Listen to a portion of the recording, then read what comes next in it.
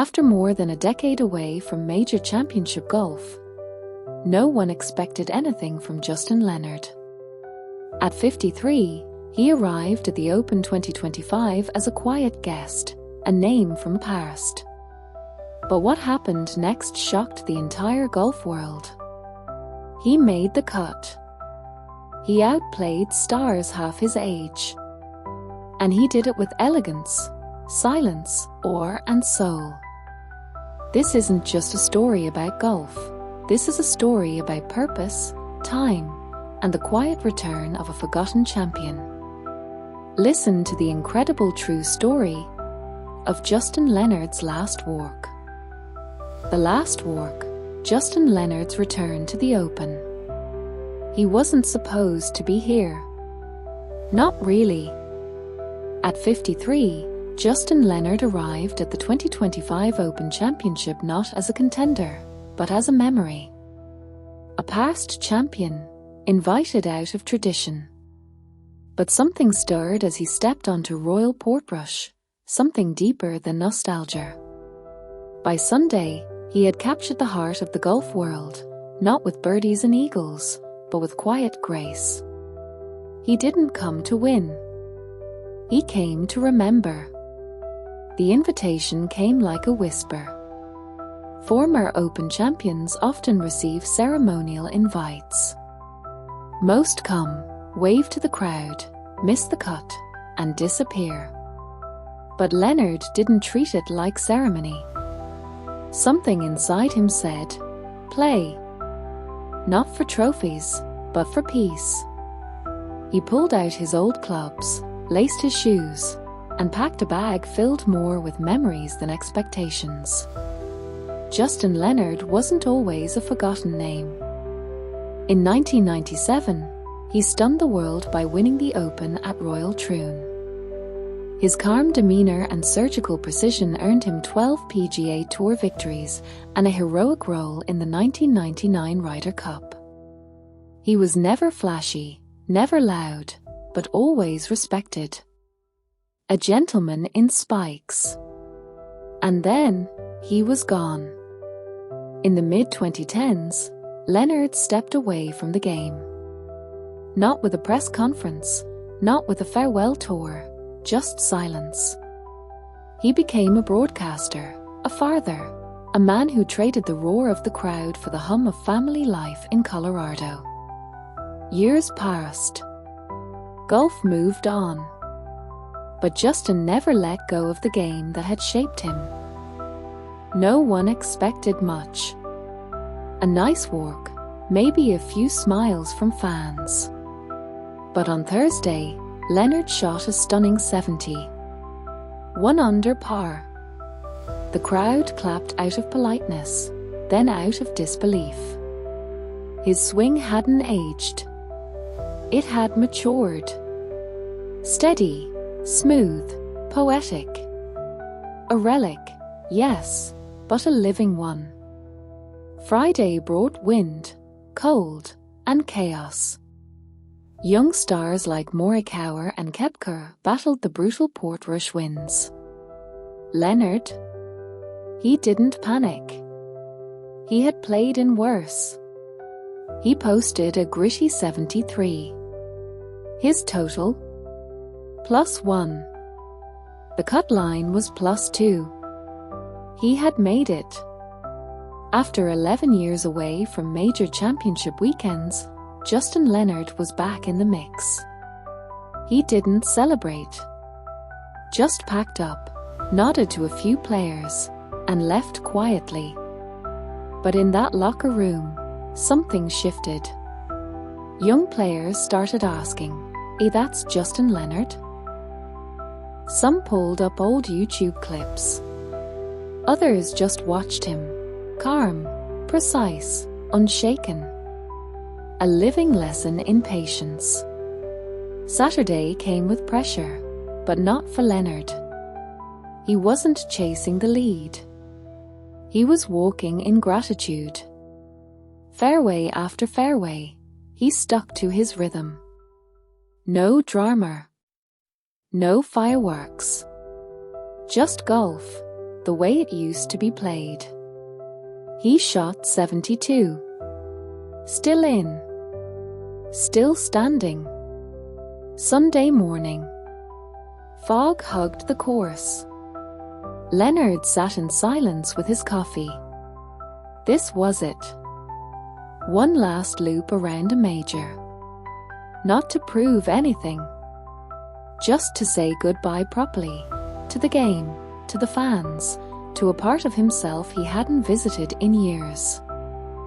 As he approached the 18th green, the crowd stood. Not because he was on the leaderboard, but because they felt something rare, respect. His walk was slow, peaceful. He doffed his cap, looked around one last time. His final putt dropped with the same quiet elegance that had defined his career. A reporter asked, "Why come back?" Leonard smiled. To feel it one more time. That's all. I just wanted to feel it again. No fanfare. No ego. Just honesty. The kind that doesn't fade with age. Clips of Leonard's return spread fast. It wasn't the golf world buzzing. It was everyone. This, one post read, is how a man says thank you to the game that gave him everything. His grace reminded people what sports could be. Pure. Human. Quietly beautiful. Across the world, young players watched him. Not for his scorecard, but his presence. His calm. His posture. Coaches used him as an example. Watch Leonard. He doesn't rush. He respects every shot. In a sport chasing speed and spectacle, Justin Leonard brought back something sacred, soul. He returned to Colorado without a trophy, but with something more, peace. His kids hugged him. His wife smiled and said, "You looked like you belonged out there." "I did," he answered. For one more time. His bag leaned against the door. Unused clubs. Used heart. He didn't trend because he won. He trended because he mattered. Not for power, but for presence. In a loud world, Justin Leonard reminded us of the quiet. The kind that lingers. The kind that teaches. The kind that never really goes away. They said it was over. They said he was finished. Too old. Too slow. Too long gone. The game had moved on, and he had moved out. A quiet man fading quietly, that was the script. But Justin Leonard didn't read that script. He rewrote it. When he stepped onto the course at Royal Portrush in 2025, the world didn't expect anything. Why would they? He hadn't made a major cut in over a decade. He hadn't been relevant in headlines or leaderboards. He wasn't part of their new wave. But golf is not just a game of strength or youth.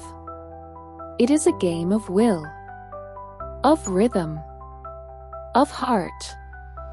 And sometimes, it listens to the man who walks quietly, but with purpose. Across history, we've seen this before. People counted out. Forgotten. Laughed at. And then, suddenly, they rise.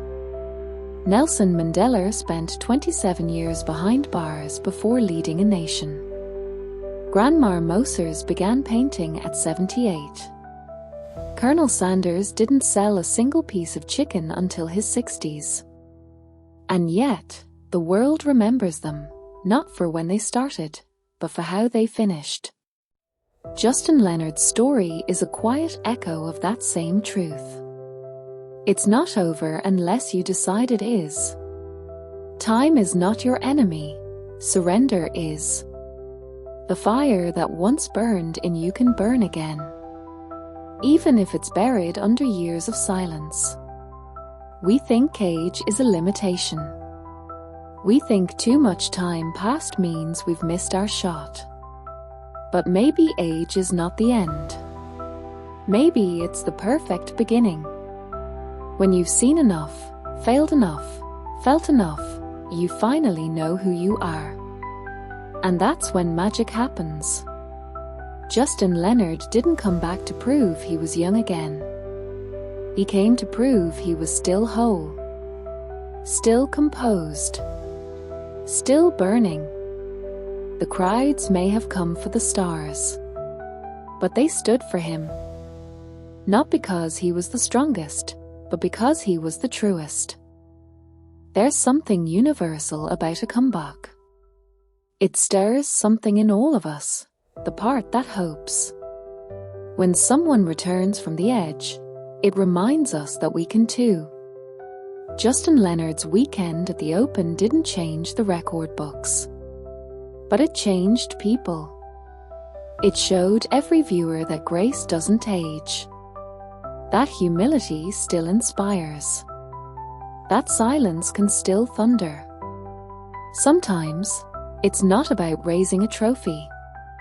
Sometimes, it's about lifting your soul. Walking tall, head high, knowing you came back when you didn't have to. And you didn't just come back. You mattered. You watching this, maybe you've given up on something.